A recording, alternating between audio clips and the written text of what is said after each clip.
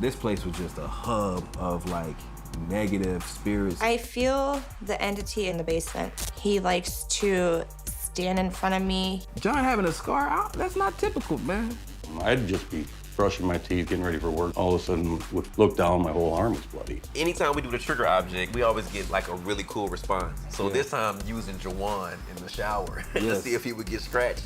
There's a serial scratcher moving around this house, and I'm gonna be the one? Bro, we made a speakeasy in these folks' kitchen. Any spirits of any gangsters in here, can you roll a 7? Oh.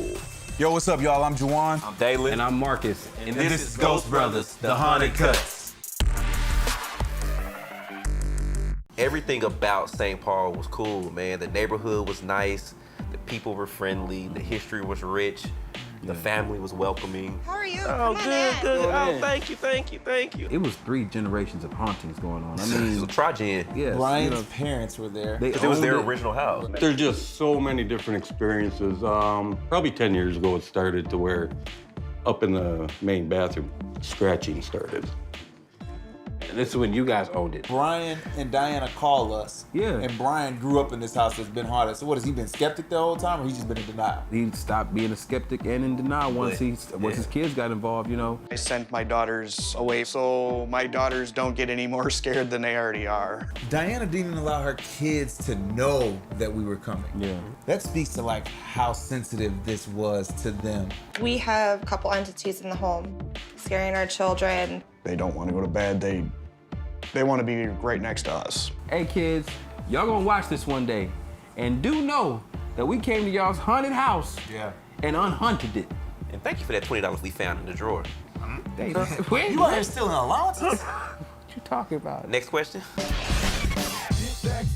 Upstairs had a lot of energy. Downstairs in the basement had a lot of energy. This place was just a hub of like negative spirits. I feel the entity in the basement. I've been down here doing laundry, and he likes to stand in front of me. In our upstairs bathroom, I usually get scratched in my back. Whatever entity was in there, I mean, for it to be scratched, not only the current generation, but the former generation. John having a scar, that's not typical, man.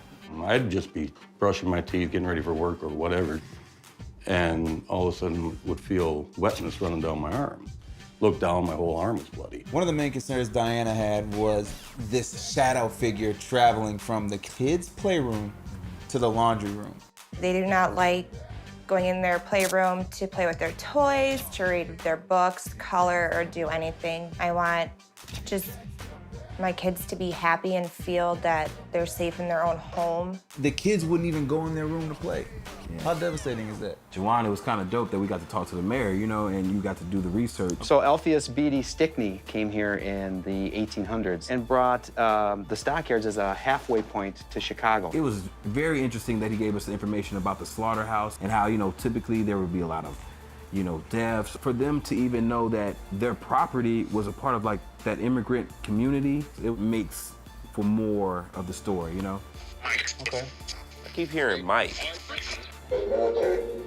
Military? Ex-military. We had the name Mike, and we had the word military come up on our equipment during the investigation. I was doing some research on some of the original homeowners, and on that property, there was a guy named Mike living there. Shut up.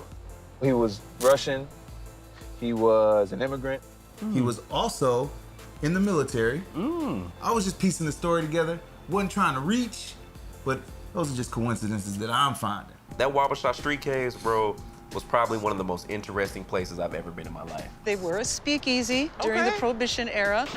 Caves like this run up and down the riverbanks of South St. Paul and were great hiding places for gangsters avoiding the police. Everyone came in and shared a drink in this space, so to be in that area, it felt like we was thrust back into time. There was actually even a murder that happened in the caves, and there's still bullet holes in the wall from a Tommy gun that was sprayed down there. Anytime we do the trigger object, we always get like a really cool response. So this time, using Juwan in the shower to see if he would get scratched. There's a serial scratcher moving around this house, and I'm gonna be the one? It's unbelievable, boy, I tell you. I think it worked out like way better than we thought it was because we actually got his name on the spirit box. On the spirit box. Shut Did he say Hold Juwan? Holy. Oh my gosh. There's nothing common about Juwan. I Nothing. think Juwan might be the second Juwan that I met. And so for that to come out the spirit box, like it ain't no mistaking that. Ain't no mistaking that. I'm really trying to figure out like why y'all are so happy about that. Like neither one of y'all seem to be concerned that this spirit is saying my name. Because he didn't say ours. He didn't say ours. Oh, Why would I okay. be mad? That's I mean, selfish. Why we care? That's selfish.